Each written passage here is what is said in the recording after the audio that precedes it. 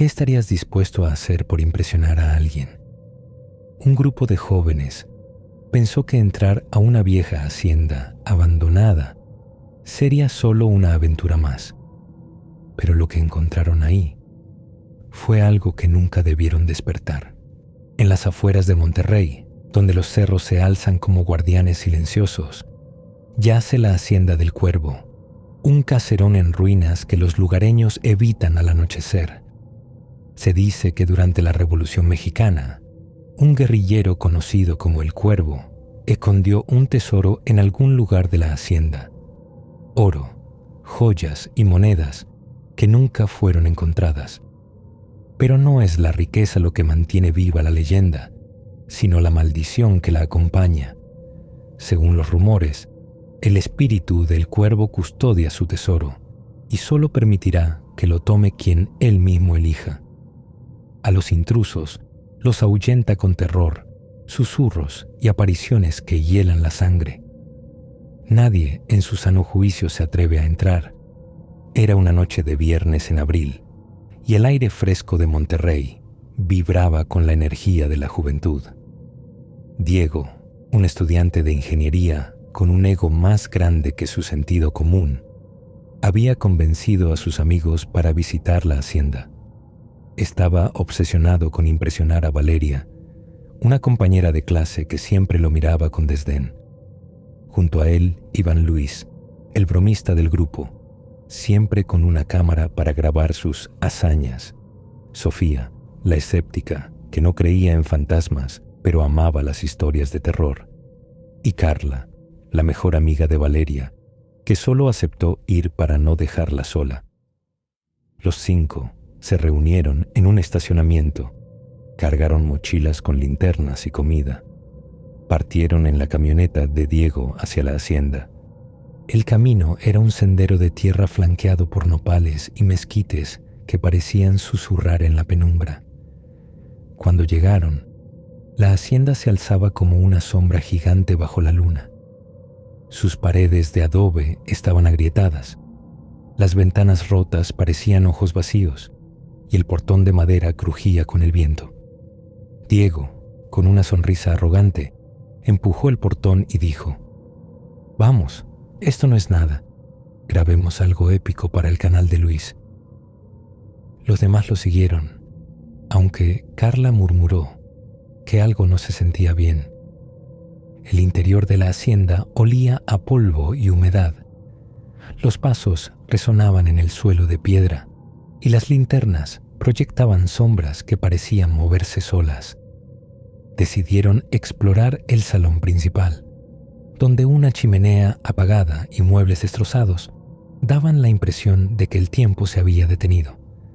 Luis, con su cámara en mano, bromeaba: «Oigan, si aparece el Cuervo, le pido una selfie». Pero su risa se cortó cuando un crujido fuerte vino del piso de arriba. Todos se miraron, congelados. «Es solo el viento», dijo Sofía, aunque su voz temblaba. Diego, decidido a mantener el control, propuso subir a investigar. Las escaleras de madera gemían bajo su peso. En el segundo piso, los pasillos eran estrechos, con puertas que colgaban de bisagras oxidadas. El aire se sentía más pesado, como si alguien los observara. Carla se aferró al brazo de Valeria y susurró: «Esto no me gusta, Diego. Vámonos». Pero Diego, terco, insistió en seguir. Abrieron una puerta que llevaba a un cuarto con un espejo roto y una cama cubierta de telarañas. Al entrar, la temperatura bajó de golpe. Las linternas parpadearon y Luis soltó un grito cuando su cámara se apagó sin razón. «Esto no es normal», exclamó, revisando el equipo frenéticamente. De pronto, un susurro recorrió la habitación. Era bajo, como si alguien hablara desde muy lejos. «No son bienvenidos». Los 5 se quedaron inmóviles, con el corazón en la garganta.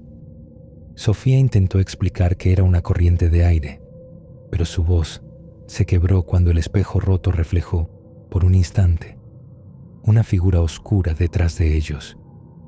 No había nadie cuando giraron. pero el terror ya se había apoderado del grupo. Diego, tratando de mantener la calma, gritó: «Quien sea que esté aquí, no nos asusta». Su desafío fue respondido por un portazo en el pasillo que hizo temblar las paredes.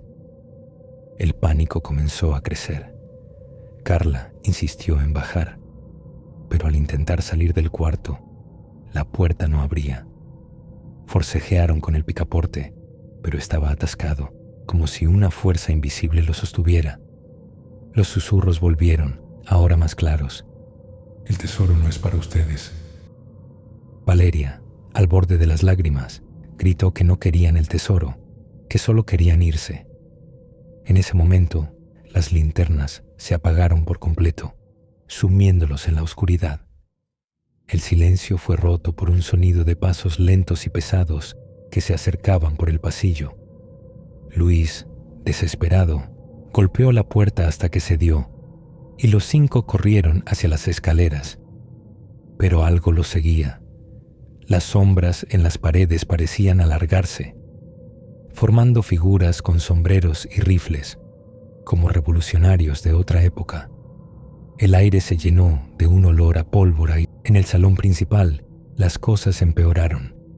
Los muebles comenzaron a moverse solos, deslizándose unos centímetros por el suelo. Diego, que hasta ese momento había mantenido su fachada de valiente, perdió los nervios cuando un grito inhumano resonó en la hacienda. «¡Corran!», gritó, y nadie lo pensó 2 veces. Corrieron hacia el portón, pero al intentar salir, el viento cerró las puertas de golpe. Carla cayó al suelo, sollozando, y señaló hacia la chimenea. En la penumbra, una figura se formó, un hombre alto con un sombrero de ala ancha. Sus ojos brillaban con un fuego frío y su voz retumbó como un trueno. Nadie toca lo que es mío. El grupo gritó al unísono. Luis arrojó su cámara al suelo y Sofía se tapó los oídos mientras los susurros se convertían en un coro de voces que repetían: «Váyanse, váyanse». Diego, en un acto de desesperación, empujó el portón con todas sus fuerzas y esta vez se abrió. Corrieron hacia la camioneta, tropezando en la oscuridad, sin mirar atrás. Pero justo cuando subían, un crujido escalofriante vino desde el interior de la hacienda, seguido de un estruendo, como si las paredes mismas se derrumbaran. El motor rugió, y mientras se alejaban a toda velocidad, Valeria miró por la ventana trasera. Su rostro palideció. Allí, en la entrada de la hacienda, la silueta del cuervo permanecía inmóvil, pero no estaba solo. Decenas de sombras, apenas visibles bajo la luz de la luna, se alineaban detrás de él, como un ejército de espectros con ojos brillantes que los seguían. El camino de regreso fue un infierno. La camioneta temblaba, no solo por el terreno, sino porque las luces parpadeaban sin razón, y el radio se encendía solo, sintonizando un zumbido. Carla sollozaba sin control, abrazada a Sofía, mientras Luis murmuraba oraciones que apenas recordaba. Diego, con las manos apretadas al volante, no decía nada, pero el sudor le empapaba la frente. Valeria, en shock, no podía apartar la vista del retrovisor, convencida de que algo los perseguía en la oscuridad. Cuando por fin llegaron a la ciudad, estaban pálidos, temblando, con la ropa impregnada de un olor extraño, como a tierra húmeda y pólvora. Nadie habló durante el trayecto. Intentaron seguir con sus vidas, pero la hacienda los marcó. Diego abandonó su arrogancia y dejó de hablar de aventuras. Valeria, que antes reía con facilidad, se volvió callada, mirando siempre por encima del hombro. Carla y Sofía evitaban cualquier conversación sobre lo sobrenatural, y Luis borró su canal de YouTube, jurando nunca volver a grabar. Pero lo peor vino semanas después. Cada uno, en noches solitarias, comenzó a escuchar un susurro en sus cuartos, un eco lejano que repetía sus nombres. Objetos pequeños, llaves, fotos, libros, aparecían movidos sin explicación, siempre acompañados de un leve olor a pólvora. Una noche, Valeria despertó con un grito, jurando que una mano fría le había rozado el rostro. La hacienda del cuervo no los había dejado ir. El espíritu de El Cuervo, o algo más antiguo y oscuro que habitaba ese lugar, los había seguido, como una maldición que no podían deshacer. Sabían que una parte de ellos se había quedado atrapada en esas ruinas, bajo la mirada eterna de un guardián que no olvida ni perdona. La lección fue brutal.